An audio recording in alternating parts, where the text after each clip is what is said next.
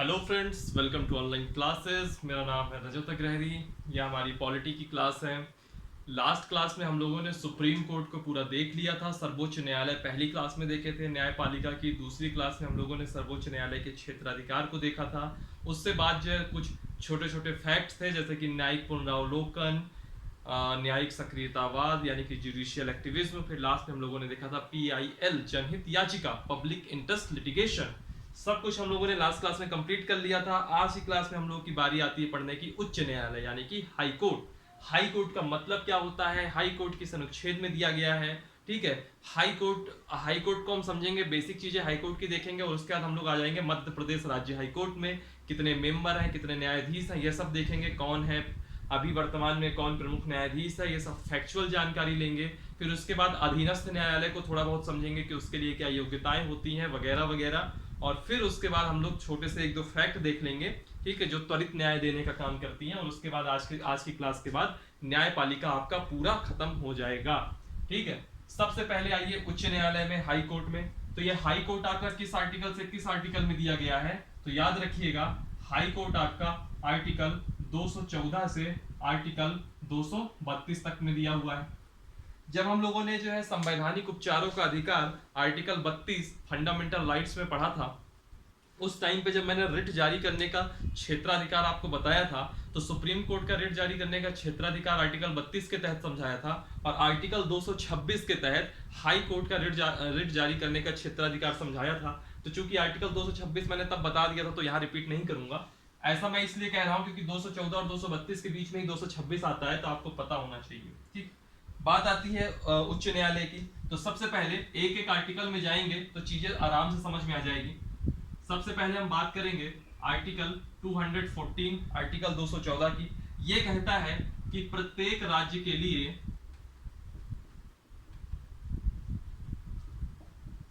Video को आप लोग शुरू से लेकर के अंत तक देखिएगा, जिससे कि आपका फिर कोई भी क्वेश्चन स्किप ना हो एग्जाम में।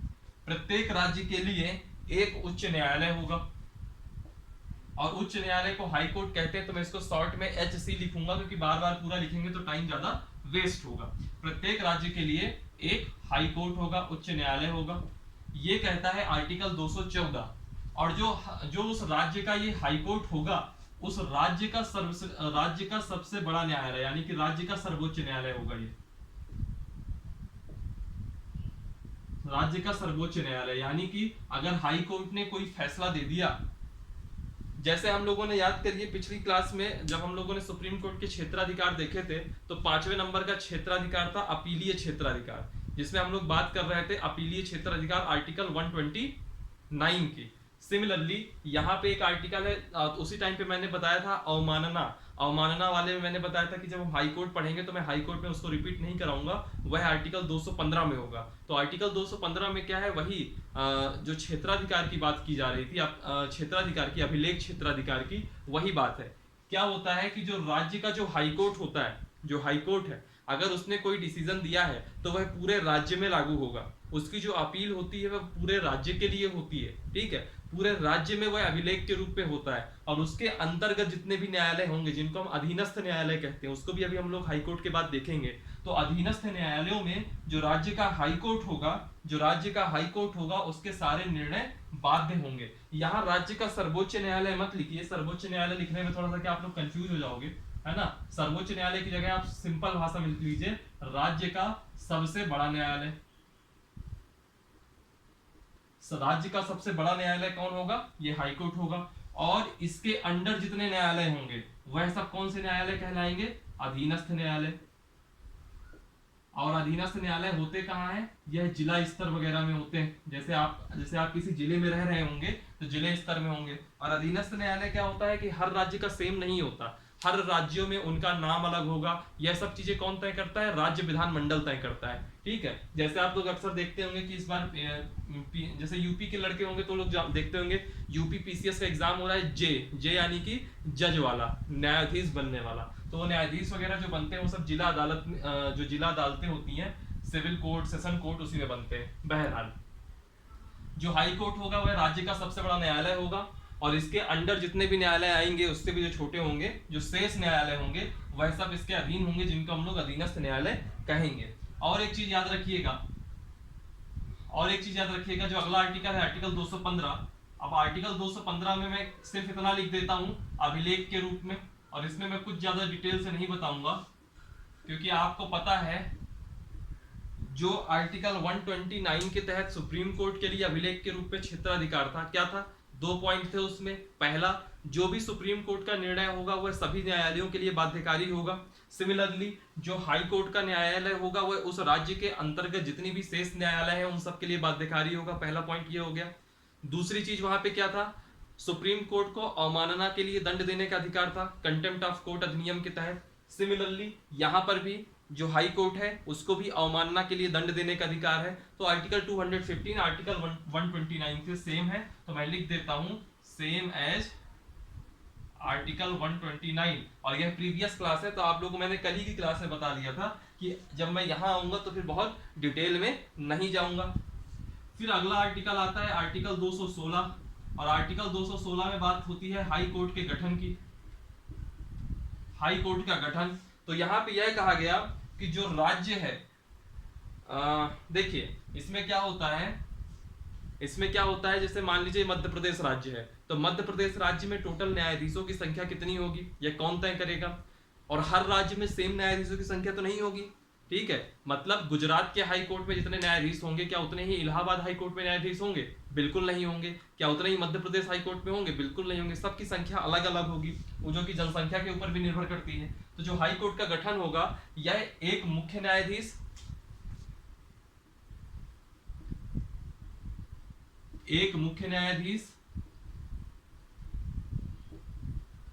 तथा अन्य न्यायाधीशों से होगा, अन्य न्यायाधीशों से जिसकी संख्या अलग अलग राज्य में राष्ट्रपति तय करेगा,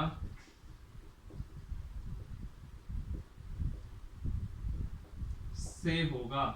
मतलब समझिएगा, यानी कि हाई कोर्ट का जो गठन होता है, एक मुख्य न्यायाधीश होगा, साथ ही अन्य न्यायाधीश होंगे। मुख्य न्यायाधीश तो सब जगह होगा, बनी सी बात है, लेकिन अन्य न्यायाधीशों की संख्या क्या होगी, तो अन्य न्यायाधीशों की संख्या हर राज्य में अलग अलग होगी, ठीक है, हर राज्य में अलग अलग होगी। और यह कौन तय करेगा, तो यह तय करेगा राष्ट्रपति।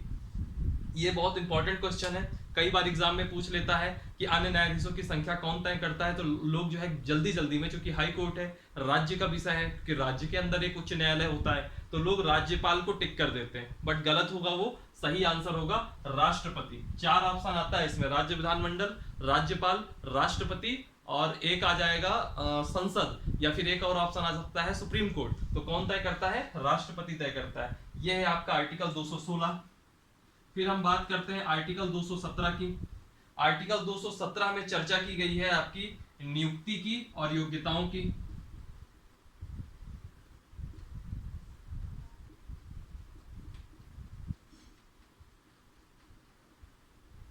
नियुक्ति तथा योग्यताएं। अब यह योग्यताएं बताने की तो जरूरत है नहीं, यह योग्यताएं बताने की जरूरत तो है नहीं, यह सेम है सुप्रीम कोर्ट होगी। पहला भारत का नागरिक हो, फिर दूसरी क्या कंडीशन होगी, किसी या एक से ज्यादा हाई कोर्ट में 10 वर्षों तक क्या रहा हो, अधिवक्ता रहा हो, ठीक है, 10 वर्षों तक अधिवक्ता रहा हो, पारंगत विधिवेत्ता रहा हो। तो ऐसे करके जो सुप्रीम कोर्ट में हमने पढ़ा था वो चीजें यहाँ पे भी रहेंगी। एक चीज में और याद रखिएगा, जो नियुक्ति होगी, इसकी नियुक्ति कौन करेगा, तो इसकी नियुक्ति कौन करेगा, राष्ट्रपति करेगा। नियुक्ति राष्ट्रपति करेगा, ठीक है। और जो राष्ट्रपति नियुक्ति करेगा उसमें भी देखिए, जो इसका मुख्य न्यायाधीश होगा,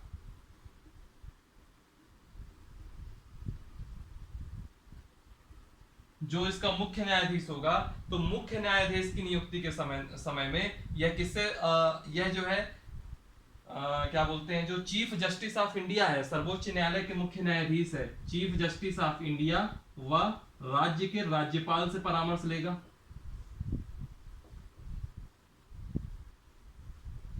ठीक। और जब अन्य न्यायाधीश की बात करेगा, जब अन्य न्यायाधीशों की नियुक्ति की बात होगी, तब राष्ट्रपति, चीफ जस्टिस ऑफ इंडिया, राज्य के राज्यपाल, और साथ ही जो हाई कोर्ट के जो मुख्य न्यायाधीश बना दिए गए होंगे, हाई कोर्ट के मुख्य न्यायाधीश, इन तीनों का परामर्श लेगा।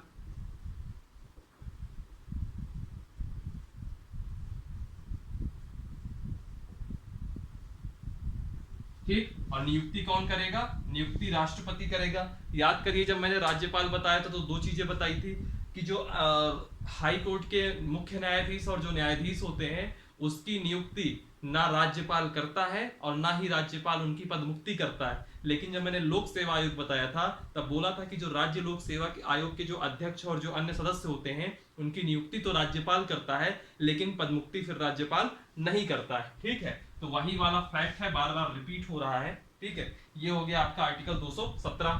ठीक, इसी में आर्टिकल 217 के अंतर्गत एक चीज और है, आर्टिकल 217 क्लॉज 2, इसके अंतर्गत बात की गई है कार्यकाल की। याद करिए सुप्रीम कोर्ट का कार्यकाल कितना मैंने बताया था, 65 वर्ष की आयु तक, और हाई कोर्ट में कितना होता है, 62 वर्ष की आयु तक।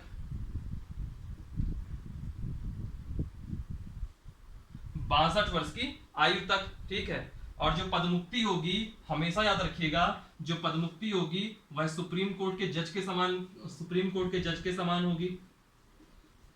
जब हमने सुप्रीम कोर्ट पढ़ा था तो सुप्रीम कोर्ट में जैसे हमने पदमुक्ति देखी थी तो वहां पे मैंने पदमुक्ति के समय में एक चीज बताई थी कि यह सभी जजों की पदमुक्ति के लिए है, यानी कि हाई कोर्ट और सुप्रीम कोर्ट सभी जजों की जो पदमुक्ति होगी वह सेम नियम से होगी।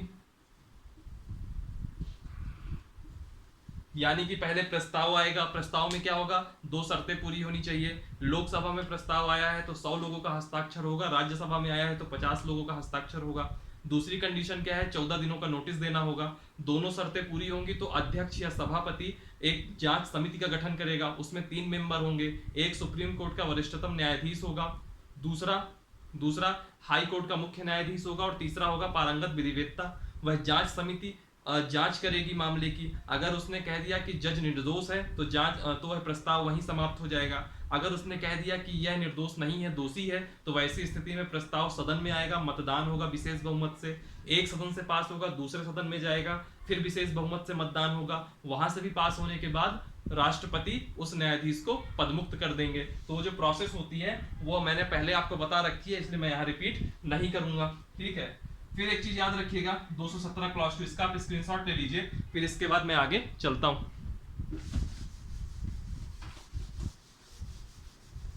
आर्टिकल 217 क्लॉज 2 हो गया। इसके बाद इसमें देख लीजिए आर्टिकल 219, आर्टिकल 219 में लिखा हुआ है शपथ कौन दिलाएगा। तो याद रखिएगा जो शपथ होती है वो हमेशा राज्यपाल दिलाते हैं। ये आपको नहीं याद रखना कि ये आर्टिकल कौन सा है, आपको सिर्फ इतना याद रखना है कि शपथ कौन दिलाता है। सीधे वन लाइनर क्वेश्चन आ जाएगा कि उच्च न्यायालय के न्यायाधीशों की शपथ कौन दिलाएगा, खत्म। तो शपथ कौन दिलाता है, शपथ हमेशा राज्यपाल दिलाता है। ठीक, आर्टिकल 219 में लिखा हुआ है। फिर आर्टिकल 221 है, आर्टिकल 221 में वेतन की चर्चा है कि सुप्रीम हाई कोर्ट के मुख्य न्यायाधीश 90,000, अन्य न्यायाधीश 80,000, कितना वेतन होगा। ये वेतन बता रहा हूँ, फिर अलाउंसेस वगैरह जुड़ते हैं तो सैलरी काफी ज्यादा हो जाती है। आर्टिकल 221 हो गया। फिर आता है आर्टिकल 222। मान लीजिए कि मेरी नियुक्ति इस समय मध्य प्रदेश के हाई कोर्ट में है और मुझको यहाँ से ट्रांसफर लेना है, मान लीजिए आंध्र प्रदेश की हाई कोर्ट में, या मुझे यहाँ से ट्रांसफर लेना है महाराष्ट्र की हाई कोर्ट में। ठीक है, या मुझे यहाँ से ट्रांसफर लेना है इलाहाबाद हाई कोर्ट में। तो ऐसी स्थिति में क्या होता है, आर्टिकल 222 में एक प्रावधान है कि किसी न्यायाधीश का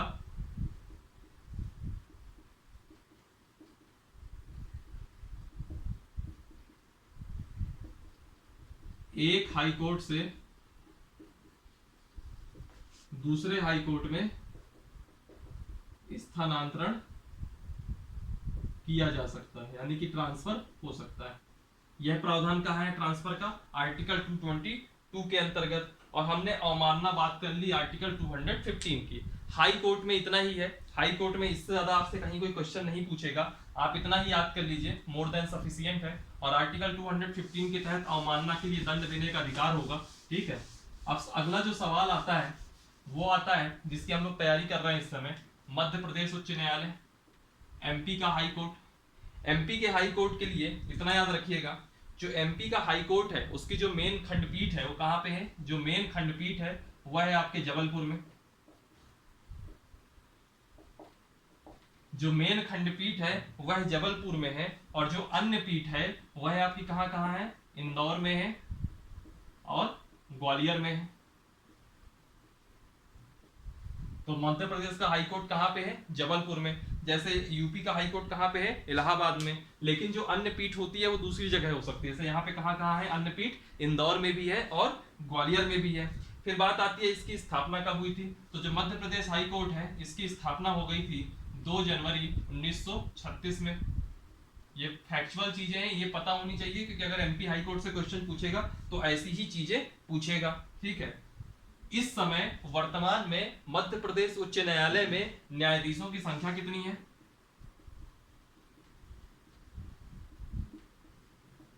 तो आज की डेट में मध्य प्रदेश की हाई कोर्ट में जो न्यायाधीशों की संख्या है वह है 53, एक मुख्य न्यायाधीश और 52 अन्य न्यायाधीश। ठीक है। फिर बात होती है कि पहले मुख्य न्यायाधीश कौन थे। ठीक है।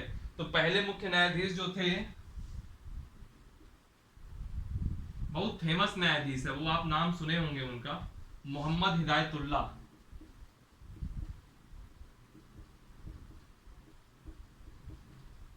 मोहम्मद हिदायतुल्ला पहले जो है मध्य प्रदेश उच्च न्यायालय के मुख्य न्यायाधीश थे। और वर्तमान मुख्य न्यायाधीश कौन है, अभी हाल ही में इनकी नियुक्ति हुई है, कुछ दिन पहले ही अभी शपथ मैंने देखी थी, मोहम्मद रफीक। यानी कितनी नियुक्ति नहीं है कि जब अभी शिवराज सिंह चौहान जो दोबारा जो है अभी कमलनाथ को हटने के बाद जब दोबारा वो मुख्यमंत्री बन गए उनके सामने ही इनकी नियुक्ति हुई थी, और नाम था मोहम्मद रफीक, जस्टिस मोहम्मद रफीक। ठीक है। ये आपको याद होना चाहिए क्योंकि ये अक्सर क्वेश्चन पूछ सकता है, वन लाइनर क्वेश्चन है। ठीक है। तो ये आपका मध्य प्रदेश हाई कोर्ट है। और एक चीज याद रखिएगा, एक छोटा सा फैक्ट याद रखिएगा, इस समय देश में एक छोटा सा चीज हाई कोर्ट के लिए याद रखिएगा। कई बार ऐसा होता है, यह आपका आर्टिकल 231 में प्रावधान है। ये मध्य प्रदेश हाई कोर्ट का स्क्रीनशॉट ले लीजिए। फिर एक हाई कोर्ट से रिलेटेड एक आर्टिकल रह गया, उसको भी देख लीजिए। वो क्या फैक्ट मेरे को याद आ गया, तो फैक्ट से वो आर्टिकल याद आ गया। एक आर्टिकल है, आर्टिकल 231। ठीक। आर्टिकल 231 कहता है कि संसद जो है कानून बनाकर दो या दो से अधिक राज्य, दो राज्य और एक यूनियन टेरिटरीज, ऐसा करके कॉम्बिनेशन बना करके कंबाइंड रूप से एक हाई कोर्ट कर सकती है। आर्टिकल 231 कहता है संसद कानून बनाकर दो या अधिक राज्यों या दो राज्य व एक यूनियन टेरिटरी के लिए एक संयुक्त ज्वाइंट हाई कोर्ट की व्यवस्था कर सकता है।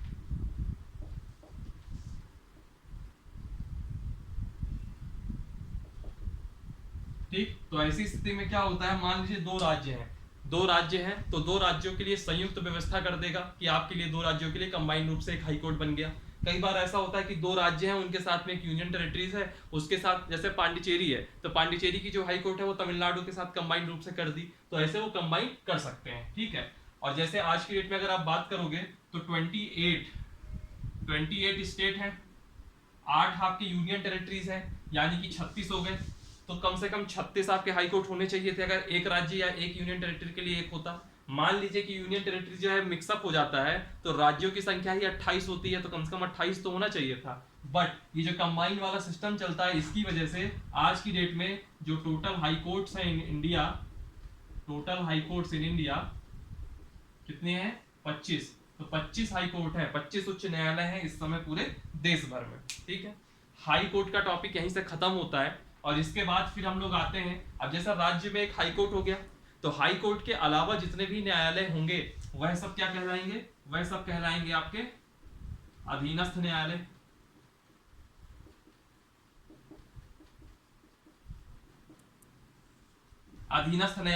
और इनकी जो नियुक्ति होती है, इनकी नियुक्ति आर्टिकल 233 क्लॉज 1 के अंतर्गत है। इनकी जो नियुक्ति होती है, एक आर्टिकल है इससे संबंधित 233 क्लॉज 1, इसमें साफ साफ लिखा है कि किसी राज्य का राज्यपाल ये सब बहुत इंपॉर्टेंट नहीं होते, लेकिन कई बार क्या होता है इनसे एक क्वेश्चन सिंपल वाला पूछ लेता है और हम लोग बिल्कुल नहीं पढ़े हुए होते हैं, वैसे सिचुएशन में ये हमसे क्वेश्चन स्किप हो जाता है। तो जब इसका एक क्वेश्चन स्किप कर गया तो पीछे पूरा न्यायपालिका पढ़ने का कोई मतलब नहीं रह जाता। ठीक है, देखिए इसको, किसी राज्य का राज्यपाल जिला न्यायाधीश की नियुक्ति, और याद रखिएगा इससे रिलेटेड कोई भी मामला होगा अधीनस्थ न्यायालय से संबंधित तो कौन तय करेगा? राज्य विधानमंडल। अब यहाँ संसद या राष्ट्रपति का कोई मतलब नहीं है, राज्य विधानमंडल तय करेगा, और जो कुछ करेगा वह सब किससे? हाई कोर्ट से परामर्श लेकर, हाई कोर्ट से परामर्श ले सकता है। बाकी नियुक्ति कैसे होनी चाहिए, किस तरह का इंट्रेंस होना चाहिए, कैसे योग्यताएं होनी चाहिए, यह सब कौन तय करेगा?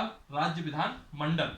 ठीक है, कैसी सेवा शर्तें होनी चाहिए, सब राज्य विधानमंडल तय करेगा। किसी राज्य का राज्यपाल जिला न्यायाधीश की नियुक्ति हाई कोर्ट के परामर्श से करता है, राज्य के हाई कोर्ट के परामर्श से करता है।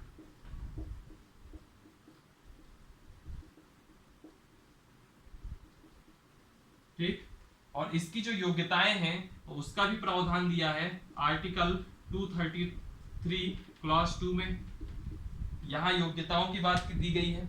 योग्यता में क्या है कि वो व्यक्ति जिसको न्यायाधीश नियुक्त करना है वह केंद्र या राज्य के किसी नियोजन में ना हो, या ऐसा ना हो कि किसी कोई लाभ का पद ग्रहण किए बैठा हो, किसी नियोजन में ना हो। ठीक, दूसरी योग्यता क्या होनी है कि 7 वर्ष तक मिनिमम अधिवक्ता रहा हो।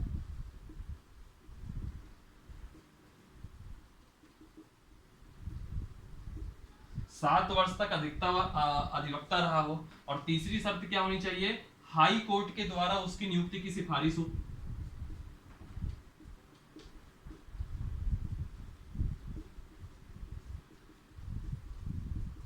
तो अगर ये 3 योग्यताएं पूरी करता है तो वह उस व्यक्ति को अधीनस्थ न्यायालय का न्यायाधीश राज्यपाल नियुक्त कर देगा। ठीक है, केंद्र या राज्य के किसी नियोजन में ना हो, 7 वर्ष तक अधिवक्ता रहा हो और हाई कोर्ट के द्वारा उसकी नियुक्ति की सिफारिश हुई हो। यहां से आपका अधीनस्थ न्यायालय पूरा कंप्लीट हो जाएगा। ठीक है, और अधीनस्थ न्यायालय में याद रखिएगा जो अधीनस्थ न्यायालय होता है वह जिला स्तर पर होता है। ठीक, हर राज्य में, और जो उसकी अपील होती है पूरे डिस्ट्रिक्ट में होती है, पूरे जिले में उसकी अपील होती है।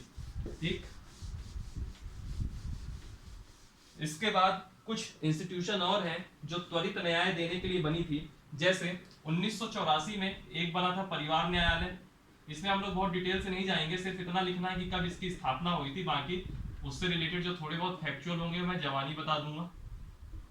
परिवार न्यायालय 1984 में स्थापना हुई थी। इसका मुख्य उद्देश्य था विवाह और जो पारिवारिक मुद्दे होते हैं उनको निपटाना।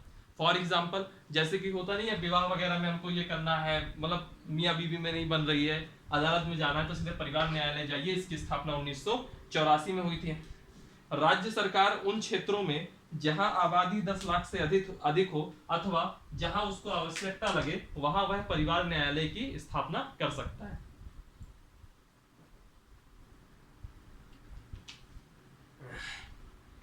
ठीक, और याद रखिएगा जो परिवार न्यायालय के जो आदेश होते हैं इनके आदेश के विरुद्ध हाई कोर्ट में अपील की जा सकती है। इनके आदेशों के विरुद्ध जो भी इसने एक अपना जजमेंट सुनाया उसके आदेश के अगेंस्ट हाई कोर्ट में अपील की जा सकती है। और इसका मुख्य उद्देश्य क्या है? मुख्य उद्देश्य क्या है? विवाह व पारिवारिक मुद्दों को निपटाना।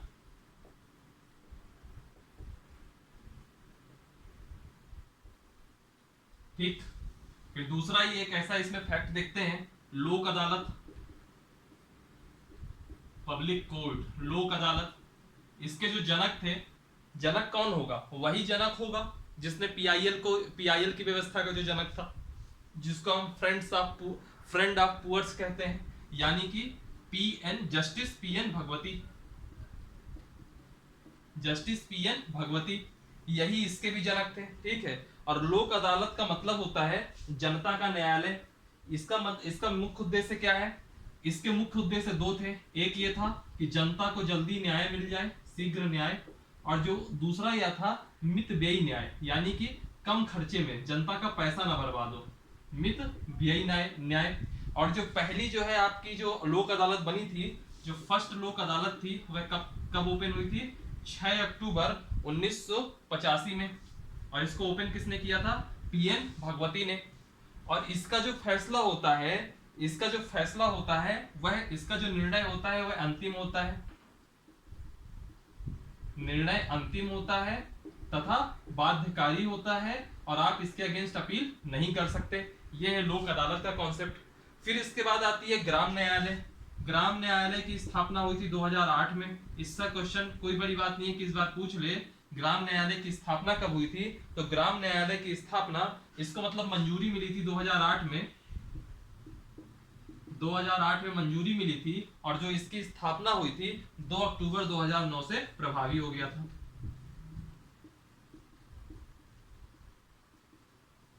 ठीक, ये कुछ फैक्ट थे परिवार न्यायालय, लोक अदालत, ग्राम न्यायालय। इसके अलावा भी कुछ और हैं, जैसे प्रशासनिक अधिकरण होता है, राष्ट्रीय विधिक सेवा प्राधिकरण होता है, इन सबको भी छोड़ते हैं। ठीक है, इतना ही आपके लिए मोर देन सफिशिएंट है। और आज से जो आपका न्यायपालिका है वह आपका खत्म होता है। पॉलिटी में आपका इंपॉर्टेंट जितने टॉपिक थे सब हो गए हैं। बावजूद इसके मैं कुछ चीजें अभी आपको और करवाऊंगा।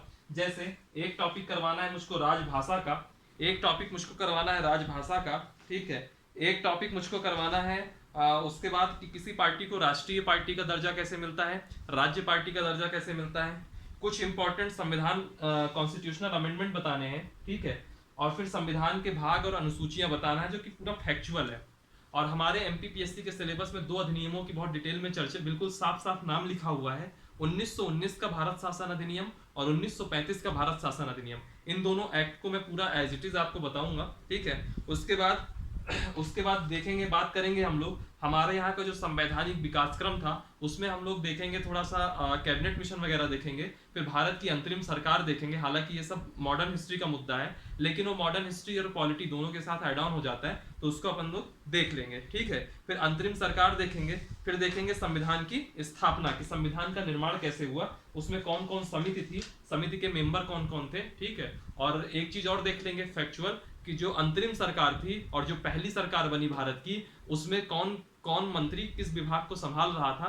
कई बार उसी से क्वेश्चन आ जाते हैं। अभी इसी बार आ गया क्वेश्चन, छत्तीसगढ़ पीएससी का एग्जाम था, उसमें यह क्वेश्चन आ गया था, 4 ऑप्शन दिए थे कि निम्न में से कौन मंत्री ऐसे थे जिनको अंतरिम सरकार में दूसरा पोर्टफोलियो दिया गया था, और जब पहली बार भारत की सरकार बनी आजाद भारत के बाद, तो उनको तब जो पहली फुल लेंथ सरकार बनी उसमें जो पोर्टफोलियो दिया गया, तो किनका पोर्टफोलियो सेम नहीं था, यही एक क्वेश्चन पूछ लिया। तो हमको इन चीजों पर भी नजर रखनी है।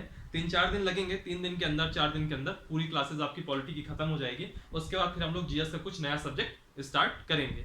चलिए फिर आज के लिए इतना ही रखते हैं। वीडियो को लाइक कीजिए, कमेंट कीजिए, जहां पे डाउट है आप क्वेश्चन पूछ सकते हैं, कहीं कोई फैक्चुअल मिस्टेक हो गई हो तो उसको आप लोग सुधार भी सकते हैं, ठीक है। चैनल को सब्सक्राइब कीजिए, सभी लोगों के साथ शेयर कीजिए। और एक दूसरी प्लेलिस्ट आ गई है कॉन्स्टिट्यूशनल बॉडीज की, उसको भी आप लोग पूरा देख सकते हैं, जो कि एमपीपीएससी के लिहाज से काफी इंपॉर्टेंट है। और उसके अलावा सांविधिक संस्थाओं की भी एक प्लेलिस्ट आ गई है, उसको भी आप लोग देख सकते हैं, क्योंकि ये पूरा एज इट इज एमपीपीएससी के सिलेबस में लिखा हुआ है। चलिए फिर आज के लिए इतना ही रखते हैं। हंसते रहिए, पढ़ते रहिए। Thank you for watching, thank you so much.